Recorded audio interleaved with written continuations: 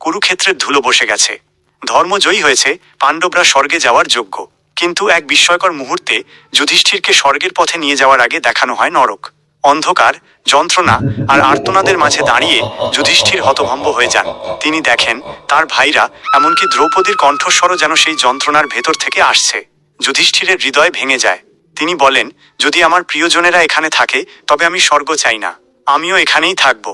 ঠিক তখনই নরকের দৃশ্য মিলিয়ে যায়। এটা ছিল আসলে নরক নয়, এটা ছিল ধর্মের শেষ পরীক্ষা।